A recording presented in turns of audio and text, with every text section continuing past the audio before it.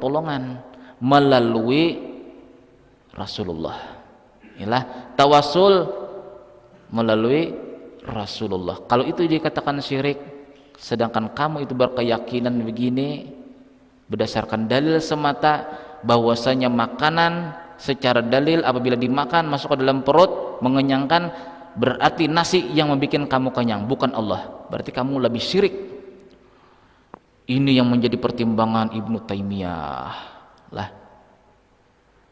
Lalu setelah mendengar seperti ini balah, Ibnu Taimiyah itu cuma memendam perkataan Ibnu Arabi, Ibnu Athaillah, tapi tetap dengan mendebat masalah orang-orang sufi ini sesat. Nah, di Mesir pada waktu itu lah, karena golongannya ahli sunnah wal jamaah, lalu dipenjaralah selama 3 tahun 2 bulan beberapa hari Ibnu Taimiyah tersebut. Sehingga di dalam penjara inilah selama 3 tahun 2 bulan beberapa hari tersebut, karena ini di penjara, murid-muridnya yang mengagung-agungkan Ibnu Taimiyah ini tidak bisa lagi ke sana, sehingga hawa nafsu ingin terkenal daripada Ibnu Taimiyah itu hilang. Nah, ini mulai hidayah timbul. Selama masih ada nafsu keingin tenar, ingin senang dengan pujian, itu tidak akan menjauhkan kita daripada hidayah Allah. Ini bagusnya Allah Ta'ala membikinkan perkara hidayah kepada Ibnu Taimiyah. Jadi di waktu di penjara tersebutlah, mau mengarang, pulpen diambil oleh penjaga, mau menulis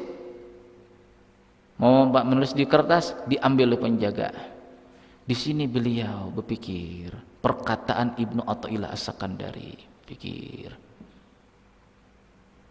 nasihat-nasihat Ibnu Athaillah As-Sakandari, ternyata beliau membenarkan.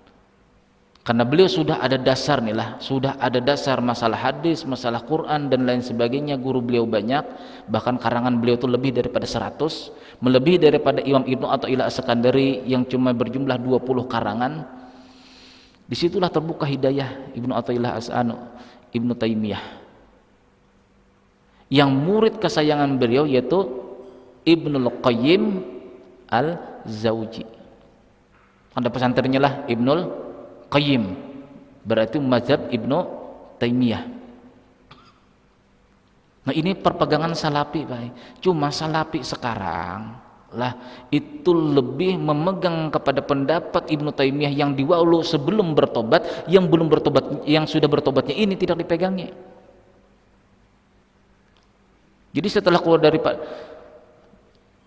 selama 3 tahun itu balah, Ibnul Qayyim Al-Jauzi itu belajar kepada Ibnu Taimiyah perkara ilmu tasawuf.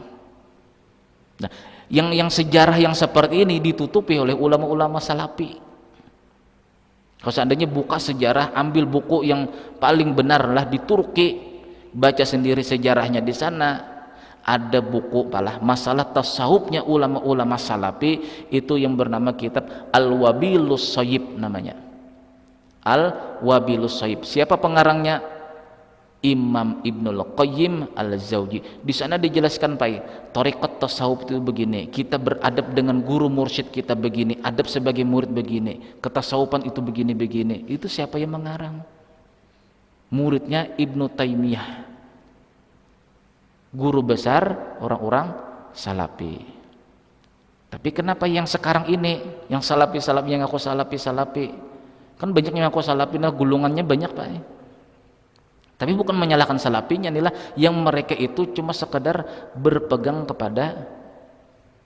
Nah, di waktu tenar-tenarnya Ibnu Taimiyah, setelah bertobat, Ibnul Qayyim muridnya sendiri mengarang kitab tasawuf yang bernama Al-Wabilus Shayyib.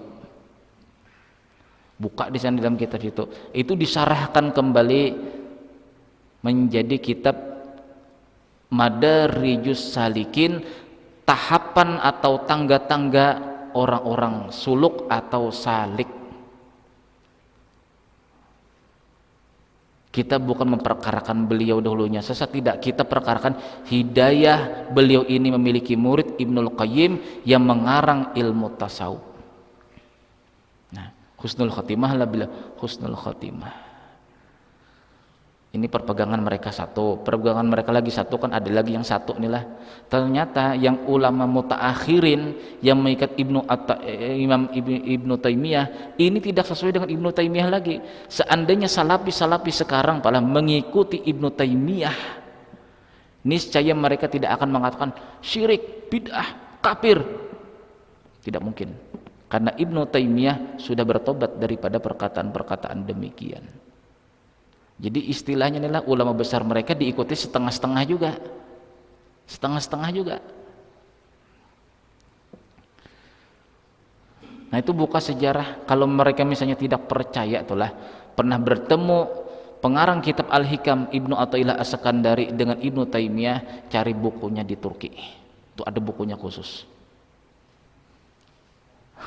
Sejarah